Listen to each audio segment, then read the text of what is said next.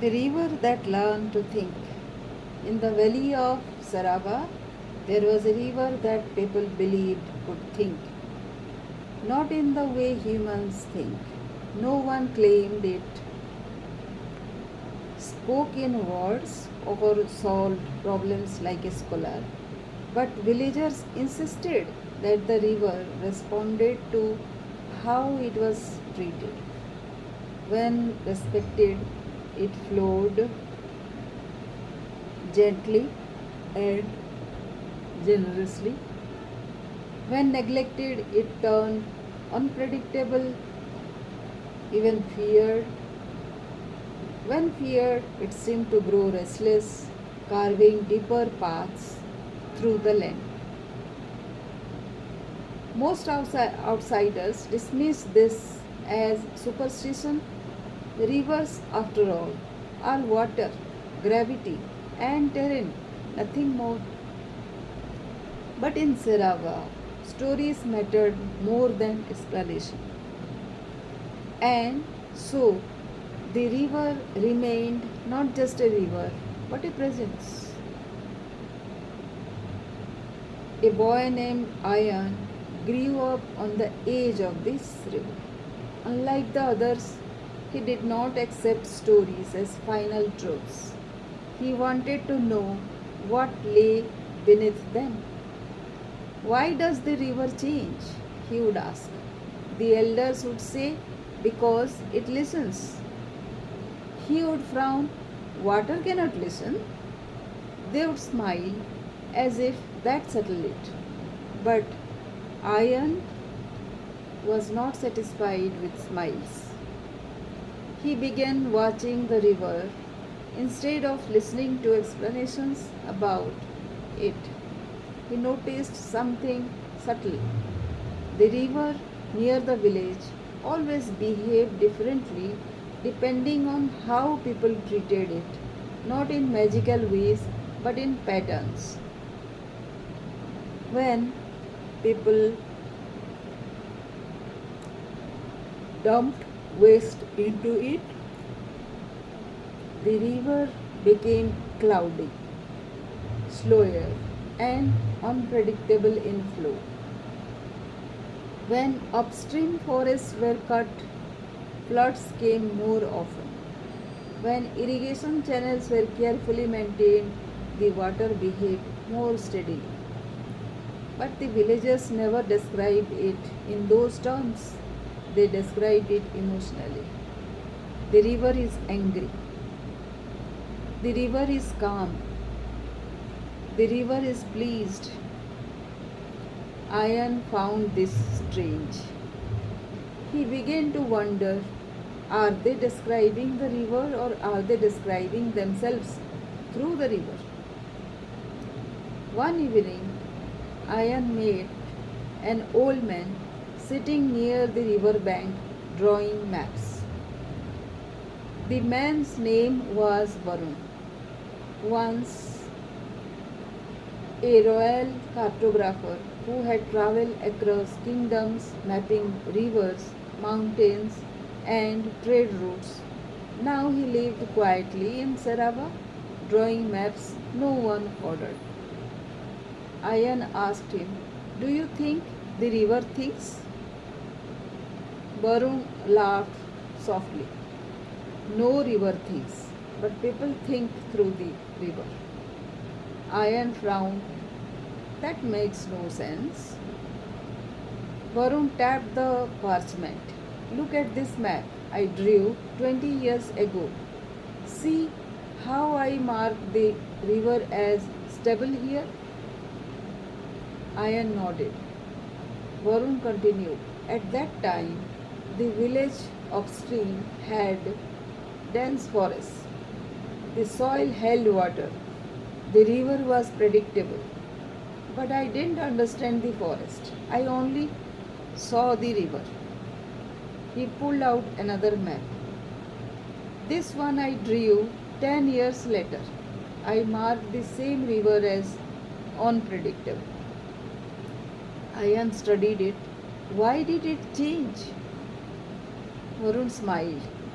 The forest was cut down. The river didn't change its nature, it changed because the system around it changed. A long silence followed. When Varun said something that stayed with Ayan for years. People confuse reflection with origin. They think the river is changing when, in truth, their understanding of it is changing or the conditions around it are. Ayan looked at the flowing water. So the river doesn't think at all?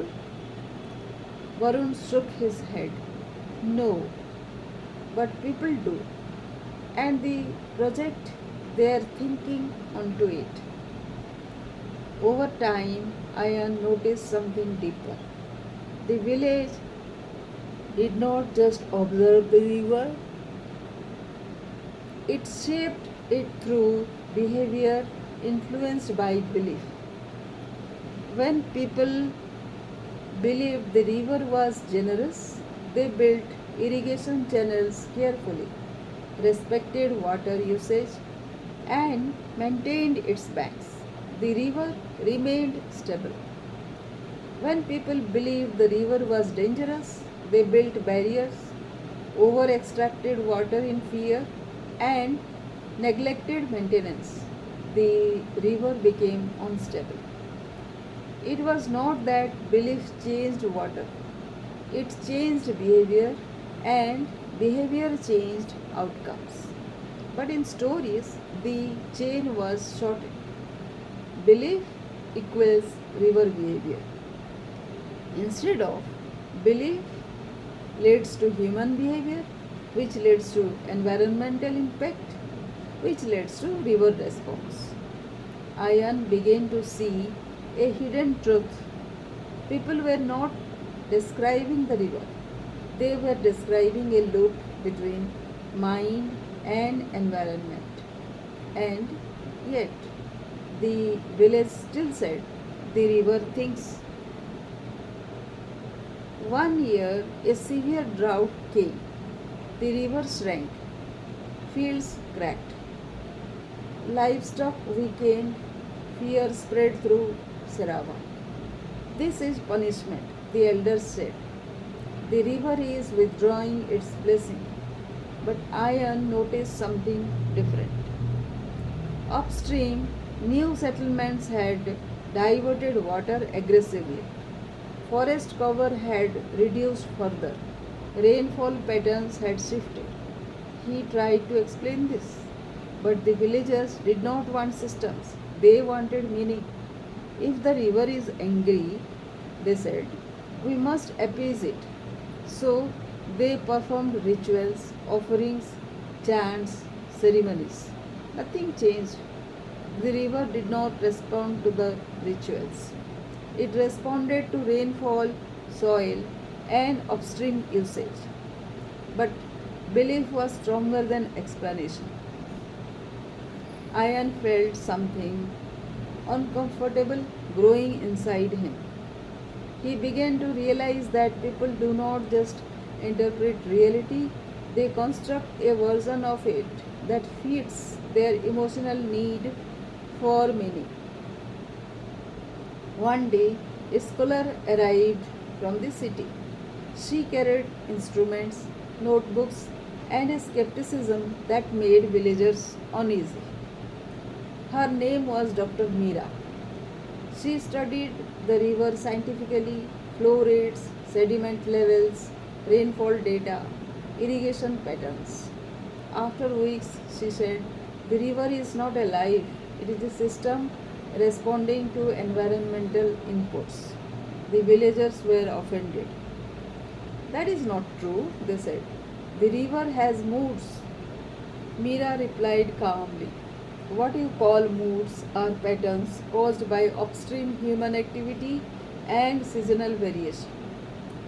Ayan watched both sides carefully. One spoke in emotion, the other in structure. Neither fully satisfied him.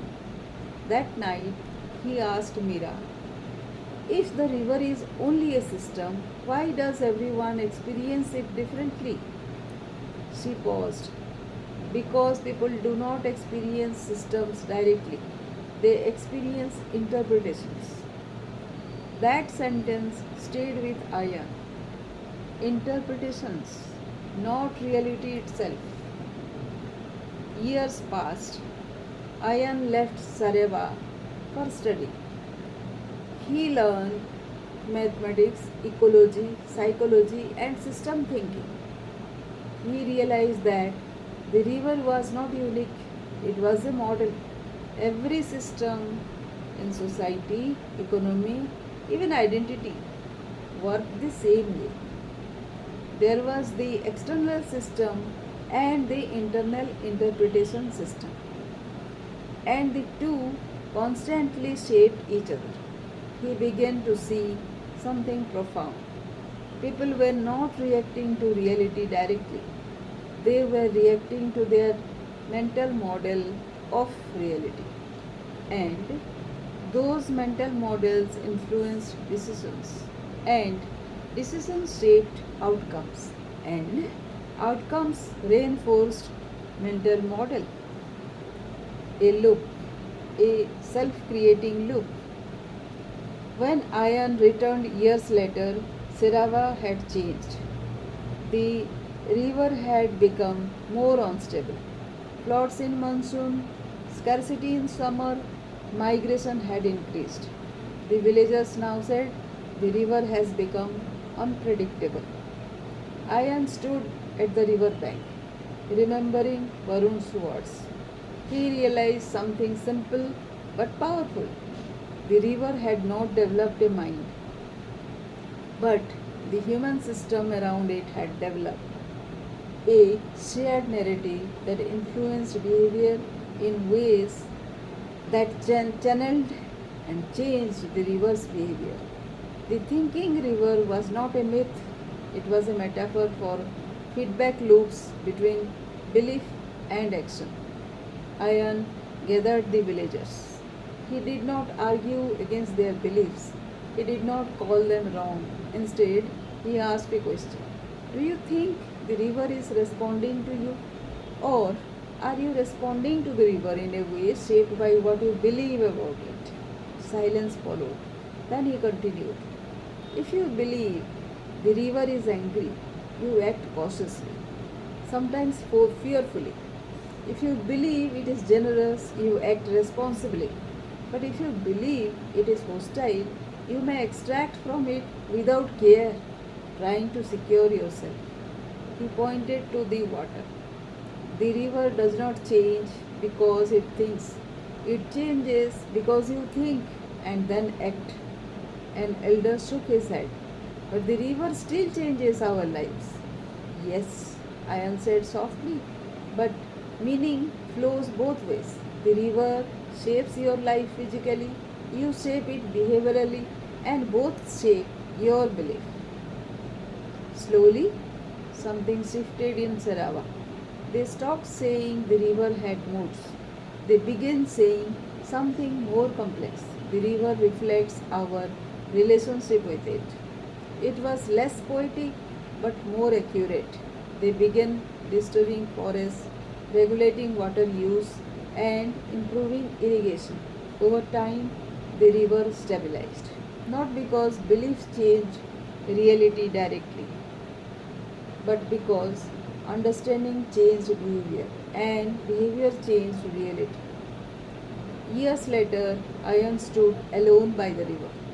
He thought about everything he had learned, and he realized something that went beyond the river entirely. Humans do this with everything, with success, with failure, with identity, with the future. We say the future is fixed, or the future is uncertain, or the future is destined. But in truth, the future is not something we enter, it is something we construct through interpretation, decision, and repeated action. We are always living inside a loop. Thought leading to interpretation, which leads to action, which leads to outcome, and then it becomes reinforced thought. The river was never thinking, but humans were. And in their thinking, they were constantly shaping what they later called reality. Ian smiled softly,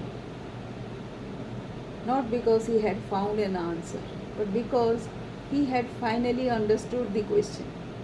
And as the river flowed past him, neither angry nor calm, neither generous nor hostile, he realized something simple. The river had never changed, only understanding had. And understanding once changed everything.